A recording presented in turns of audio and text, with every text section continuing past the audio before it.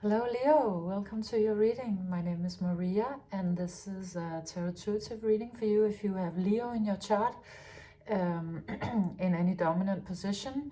If you're a cross-watcher and or something else drew you here, you might have a Leo transit or for some reason this reading was also meant for you. You'll know if it resonates, then surely you were meant to have get this message as well. So this reading, I've done this reading with 3 decks of cards, the Shaman's Dream Oracle, the Zen Tarot, and the Muse Tarot. And the Shaman's Dream Oracle, I bought a little while ago, and I thought I was gonna love it, and I really didn't. It was because it has a lot of weird messaging where I feel like the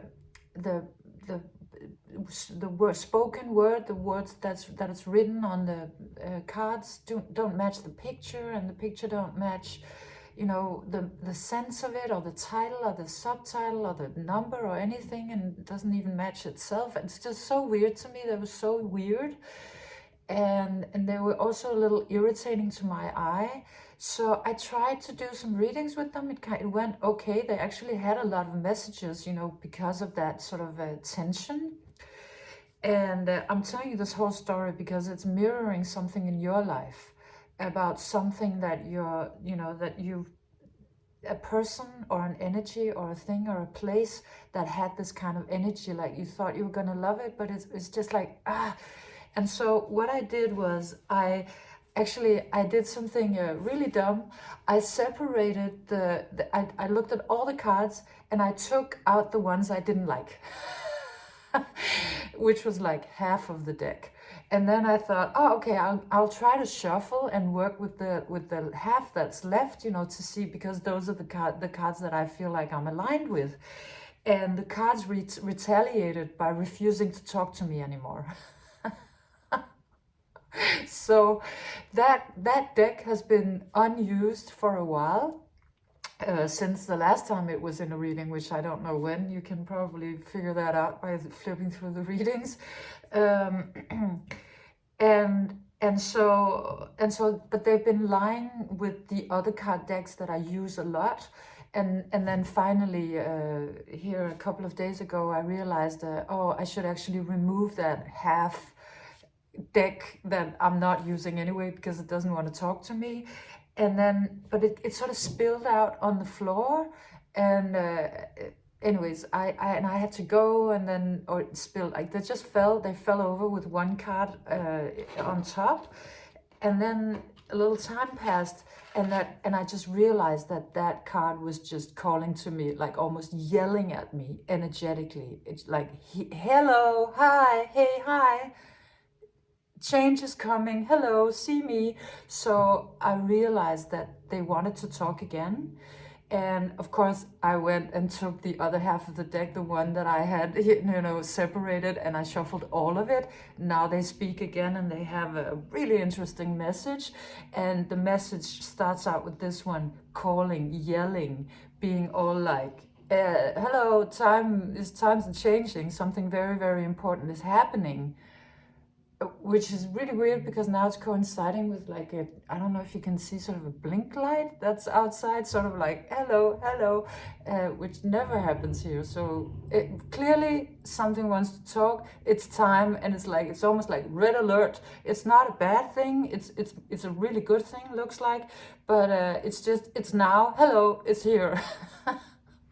So the Horseman, Herald of Change, of course, you can see the dynamic of this card. It's like, it's ready to go. So something is happening now that really wants to have you, get your attention. And it is about something that was there earlier, a relationship with a person, a thing, a creative project, work, something, not completely sure what it is in your life, but it wasn't really working for you at the time when you met it first. There were just too many irritants, or there was too much darkness, or too many incongruencies. For some reason, it was just not working for you at all. Like you tried, but it was like there was all continuously this sort of So like in the old days when we had radios and we were tuning on them, you know, manually, and the radio station would go, and so it's like it all the time had that sound like it just wasn't in harmony, right? So you decide, so you try to separate the darkness or the irritants out of it, and it retaliated by cutting all communication, or they did. But now they want to talk again.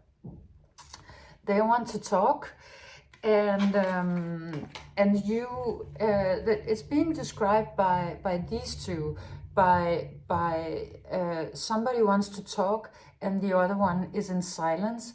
And it kind of looks like at the beginning, at the former part of this story, you wanted to talk and they were like, no, you either take me with my darkness and my irritants and all of it, or you know, there's no communication at all.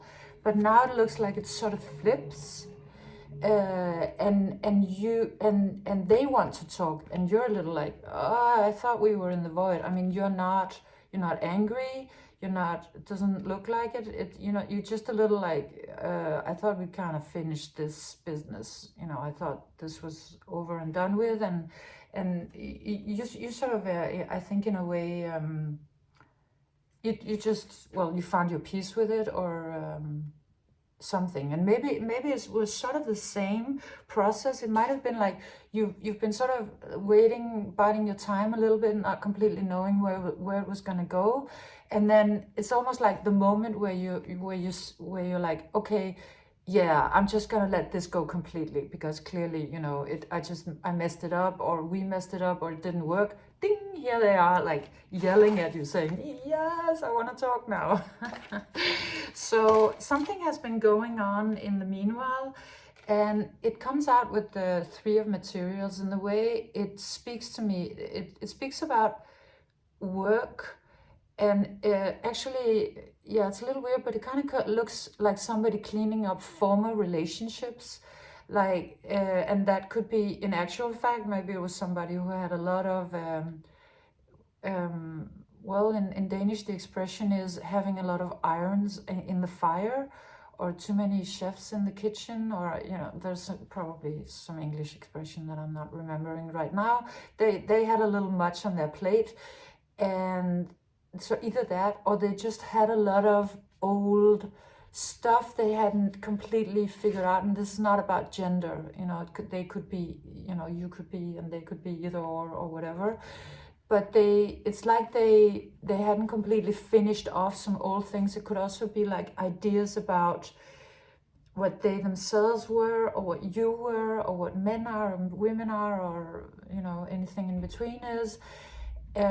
So there's been sort of a cleaning up of some old stuff, and maybe working through some relationship ideas maybe. And it also does come out a little bit as obstacles. So there could have been obstacles in the way, like these could have been people who were like, I wanna, you know, some of your energy because of this, that, or the other. Doesn't necessarily have to be romantic. But although it could be, or it could be sort of, it could be family. It comes out very much as family, like family taking up all of, I think primarily their energy and their focus, and they sort of like, so it's like this obstacle race, and continuously somebody comes in and says, hey, I need this, come this way, and they're kind of trying to make their way to you. And now it looks like they have. And I'm talking about it as a person, but it really could also be a creative project, a big career breakthrough, something like that. Now this happens. The Sky Bridge, possibility for union. So it's really an opening. It's like the gates open, and you have the possibility to go up. Like it's sort of a promotion, or into to the sunlight, or you know, progressing with a relationship that stopped in its track at an earlier point. And of course, I mean, you can see this, it's glorious, it's godlike, it's really, really beautiful. And it speaks about you coming back into union with something or somebody that that you had actually kind of written off, and it's really about creational power at this point, and it looks like both like it will spark the possibility of incredible co-creation, because these two cards come out. I mean, it's like the two human sun cards. This one from the Zen Tarot, this one from the Muse Tarot. Certainly look like a match in every way. They you know, they're both powerful, peaceful, creational, warm. There's this cleanliness about them, you know, the shaved heads, but they also have their eyes closed. So there is at this point where this much energy is being created, not yet a complete eye-to-eye meeting. It's like you're being very creational, they're being very creational, and it's sort of like you're each in your own world, but somehow your energy is already not attached, but communicating. They're already on the same frequency. Something is already happening. There might not be an actual communication yet in the outer world, but you're both creating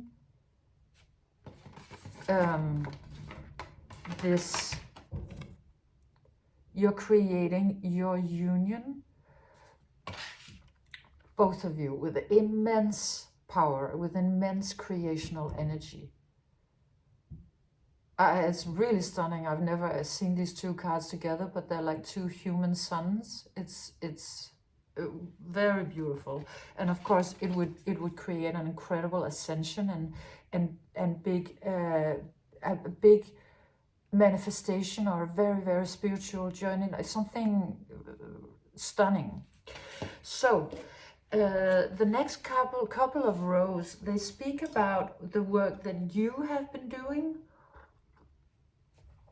and they have been doing in order for this situation of non-communication to change. You come out, I think this is you could switch it around depending on you know, your personal story, because it's a general reading. Then you can always swap around the roles and the genders and all of it. With the hollow bone, teachability, and it, well, very beautiful card. It's kind of funny also, because one of the reasons why I had a hard time with this deck was that I feel like a lot of the cards are kind of ugly. Sorry, but it's just but they just irritate my eye. But 5 cards came out from this deck, and I actually find them very, very beautiful and glorious, all 5 of them. So I'm very thankful. It's kind of like we're now communicating. But so this beautiful card comes out, and it comes out in the reverse, suddenly looking like a pelvis and a spine. Teachability is the name of the card, and that is also a part of the message. But what really stood out to me was the fact that there is a weak link in the middle of this spine, right? There's, here it looks fortified, here it looks fortified, but right around the Hara chakra slash solar plexus, to me it came out mostly as solar plexus, but it does seem maybe it's both of them. So meaning your center, the center around the navel or the middle of the torso, speaking about either, if we're talking about the Hara chakra, it's sort of the center of fun, creativity, sensuality, flow. Did I say creativity? and the soul. And solar plexus is sort of how you shine in the world. Your ability to step forward and be like, I'm a superstar. Hi, here I am. I'm not, you know, putting any shade upon myself. I'm just, you know, I'm stunning. I'm the best. I'm super. So, you know, you need that energy from the solar plexus, and it's a very Leo energy. So if you have had a sort of a a weak link there. You might not have been able to completely shine as the sun that you are, that you're meant to be. But you'll probably know where the weak link was, but it's somewhere in the middle. Now you've had to learn something about that on this in this sort of silence, a part of your journey, and it comes out with the politics card. So it speaks about sort of a snake in this area. I mean, the what's that called? You know, that track that the food goes through. I'm not even sure I know what that's called in English. You know what I mean, right? It's in the belly. It's in that area. So either there was a problem there, like with your food and how to digest and all of it, but it could also be sort of a Kundalini energy that was not able to rise because it really wants to go from here to here, all the way from here to here, but it was just this part was too weak to have that much energy rise through it. Or could have been, this also came out as people pleaser. So this energy, it's not about having bad intentions or being deliberately manipulative, but I mean, whether we like it or not, when we are people pleasing, we are kind of manipulating. And of course, I mean, if you're an empath, you want everybody to get along, you want to be a nice person and all of it, but it is in a way not the same as authenticity. So and something in your energy system was aware of that. If that was your, you know, you might have been a little too nice. You might have been a little too sweet, maybe also in situations where you know, your authentic self actually wanted to say no, or this is not good for me, or I don't feel like doing this, or stuff like that. So that's what's been going on. That was where you were, let's say. And wisely, you've been taking time out to see that. You come out with the Hermit, and the Hermit is about you going on a spiritual quest or on a journey where you or just taking a little bit of time or meditating. You could have gone to any kind of healing modality or therapy, something, maybe journaling, and you've been figuring this out. You've been realizing, oh yeah, there is a weak spot in my energy field, sort of has to do with this energy, and you come to that understanding, because here's the rising dawn, sort of you having the aha moment. That's been going on with you. Maybe it's the other. You'll figure that out probably, if you don't already know, when you see what the next thing is. So the other person has been working with this energy, the crown games, right use of power. And it comes out with the Lover's card. So this is a story to me about love and its shadow side. The shadow side of love being the will to power. Now this is how it's described by Carl Jung, is that the shadow side of love, pure love, is the will to power. And that where there is will to power, love is lacking. Where love is, there is no will to power. They're each other's opposites. So it's quite stunning that these two come out. Meaning that the other person has been working on that dichotomy, has been working maybe on their shadow side, has been working on releasing maybe some power issues, a little bit of maybe power addiction, or just maybe it could just be control issues that kind of came out as power plays. And maybe that was the thing that you didn't like. Maybe that was why you were trying to sort of separate, you know, like I was separating the cards. You were trying, excuse me, my nose is running because I'm channeling. you were trying to separate the darkness from the light, and maybe you were actually trying to take away these places where you felt like the other one was trying to control you, and just be in the love, because you couldn't take it, like it wasn't working for you.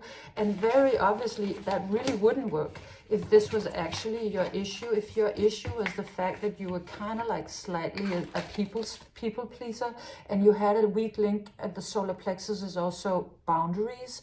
If you had sort of slightly weak boundaries, then of course somebody coming out into your life with a lot of love, but also kind of wanting to control you and kind of doing power plays and withholding at times, you know, to sort of to control you, that would have been a really unhealthy situation for you.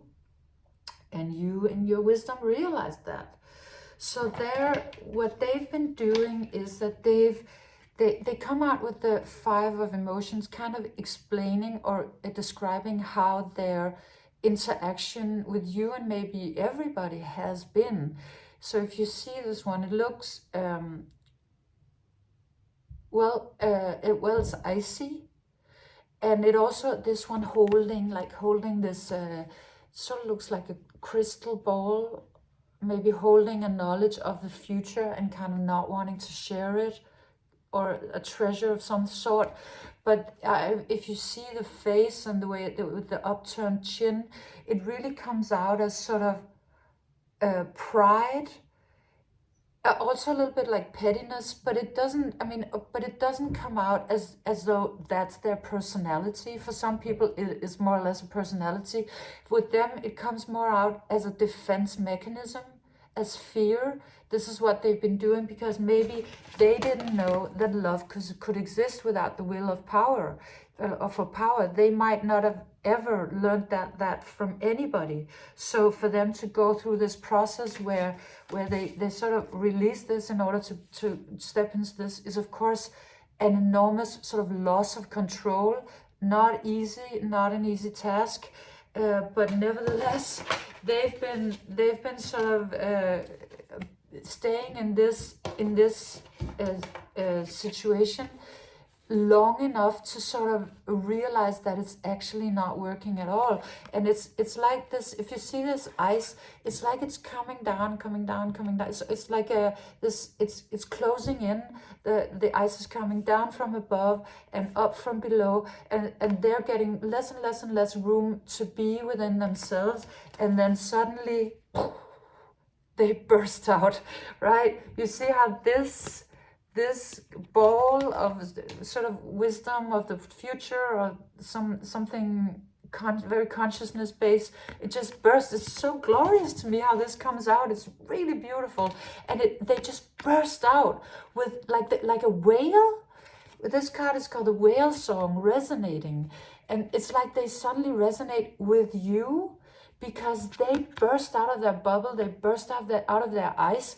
And I mean, of course, the whale coming out is the most ancient, wise, beautiful creature, like just the most ancient, wise part of the sea, like thousands and thousands of years old, and singing songs that go across the ocean. It's just such a beautiful animal, and it's bursting out not only of their bubble, not only of the ice, but bursting out with this amount of wisdom, almost like it was being created like a diamond, because the pressure, and then the moment they step out, it's like it's not like coming out like somebody who's just a normal person. No, this is coming out incredibly gloriously, and so wise. The shift is really, really amazing. And also singing their song, you know, the whale calling for the other whales, and also the whale sort of being the very truthful song, like really a song from the heart, a song from the soul. Even this comes out as so soulful. So they are going through a process as well, and this one is really, to me, you know, looking back at this one, because they both come out as like they come out so powerfully. This horse like ee, and this one this whale bursting out of this bubble or this containment that it's been in. So it's like these two are energies you cannot stop. It's just, and that's also why this one was like, hello, hey, I'm here, watch me, hey, I'm ready, let's talk. It was almost like it was energetically yelling at me. And so it's, I mean, a meeting is happening for sure, because the energetics of this is just incredible. And so the ending of the reading is, what has been happening here for a while is a creation with both of you, maybe in your own sort of space, and then sort of an awakening of, see, because here they have sort of half open eyes, the two lovers looking at each other, but kind of like waking from a dream, ending then with the star, with wide open eyes, really seeing the truth of something, seeing the truth of a connection, and also sort of having this play on both star as a star on earth, like a, you know, maybe celebrity or just somebody who's really, really in their power, but also star being. And in this one, it's like you are both this one, like you're one and the same. You know, united into this being with completely open eyes, and just the future opening with all of this star energy and star quality. So beautiful. Yeah. So this was your reading, Leo. All of this beautiful sunny energy, it's so perfect for you. So yes, so thank you for being here, thank you for joining me. If you enjoyed it, leave me a like, share, a thumbs up, subscription. And hopefully I'll see you back again here on the channel. Bye, Leo.